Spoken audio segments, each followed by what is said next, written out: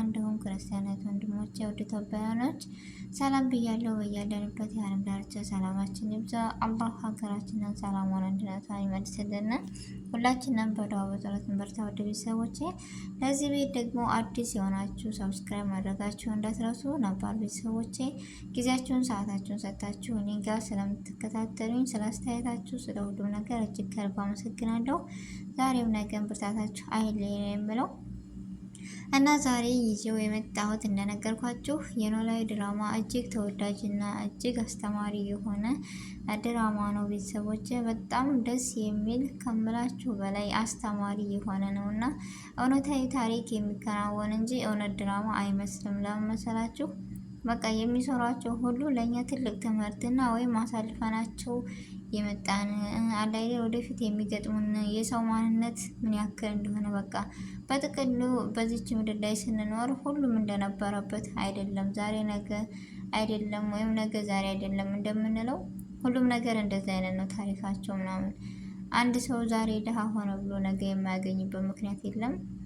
ዛሬ ደግሞ ሀብታም ነው ተብሎ ነገ የማይደህይበት ምክንያት የለም። ብቻ በጥቅሉ ይህ ድራማ የሚያስተምረው አንድ ሰው ለማግኘት ሲል ከፍና ዝቅ ብሎ በትዕግስት በሶብር እንደሚያልፍና እንደሚል ነው የሚያስተምረን። ሀና እንደምታያት ከመልክ ኃይሉ መልክ፣ ከጸባይ ኃይሉ ጸባይ፣ ከእውቀት ኃይሉ እውቀት የተማረችና ጎበዝ ሰው አክባሪ የሆነችዋ ልጅ ግን አባቷን ለማስተማር ዛሬ ቤት ሰራተኛ ስትሆን ሁሉ የመጣ የሄደው እንዴት ይችን የመሰለ የቤት ሰራተኛ ልኮን ትችላለች ምናምን ይላሉ።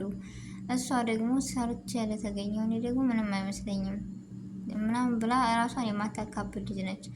ከዚህ ላይ ምን ተማርኩ መሰላችሁ? አንድ ሰው በእውቀቱ በማንነቱ ሳይኩራራ ለመኖር ሲል ያገኘውን ሰርቶ እንደመኖር እና ያገኘውን ሰርቶ ለዓላማ እንደመኖር ያስተምራል።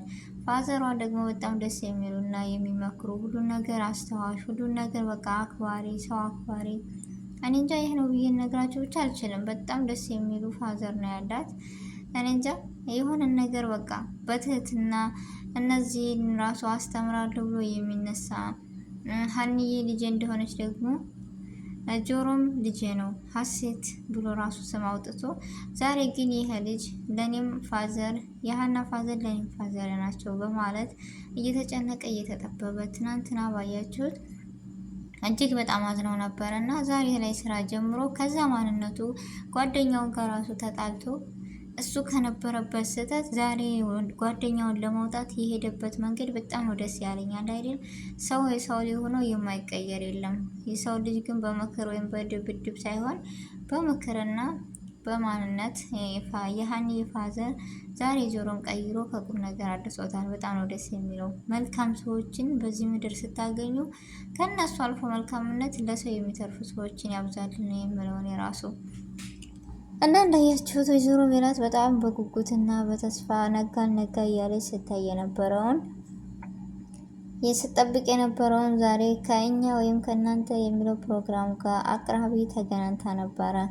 እውነት ልጇን አሳይቷት ወይስ አይደለም? ግን እኔ የሚመስለኝ አለ አይደለም ልጇ ጋር አልተገናኘችም። ምክንያቱም ይቺ ትክክለኛ ልጇ አይደለችም። ትክክለኛ ልጇ ሀናና ሀና ብቻ ነች።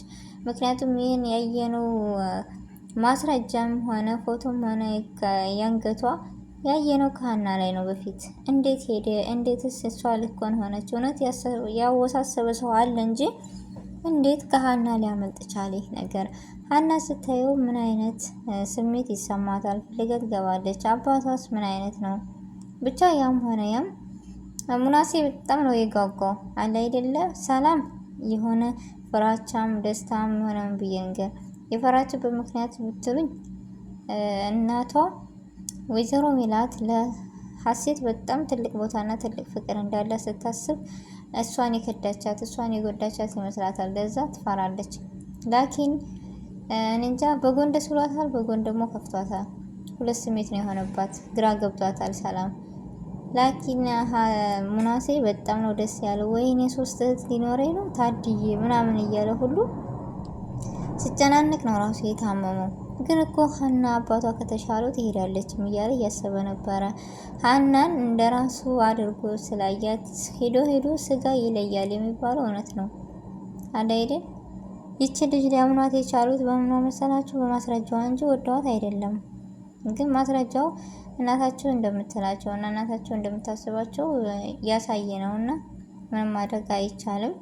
ብቻ ያም ሆነ ያ ዛሬ ያለው ነገር ያለውን ሪያክሽን እናያለን። ግምታችሁን እስኪ ያስቀምጡልኝ። ወይዘሮ ሜላት እውነት ተቀብላ ትመለሳለች ወይስ አትመለስም? አንድ ሁለት ደግሞ በአካል ስታገኛት የእናትነት ስሜት ይሰማታል ወይስ አይሰማትም? ይችስ ሀናን እኮ ስታያትና ስትቀርባት የሆነ ተቆጥቼ ራሱ ልናገራት ስል ሆዴን ቢብሎ ይናሽራል ምናምን ብላለች ወይዘሮ ሜላት ሰምታችሁ ከሆነ።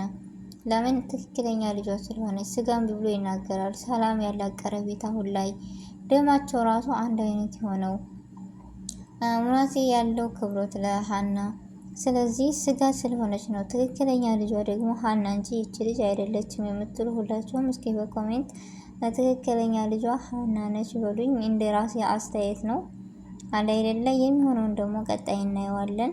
ግን እኔ የራሴ 100% የምለው ሀና እንጂ የትኛዋ ልጅ አይደለችም። ወይዘሮ ሜላት ነጋ ብላ ሂዳ የሄደችበት መንገድ ተሳክቷል አልተሳካም? እንደና አልተሳካም። ምክንያቱም የሚቻጭ በርባሪ እንጂ ትክክለኛ ልጇ አይደለችም። እና የናንተን ሀሳብና ግምት እኔ ባላቅም የራሴን ግምት ግን አስተያየት አስቀምጫለሁ። የናንተንም ግምትና አስተያየት አስቀምጡልኝ ውድ ቤተሰቦቼ።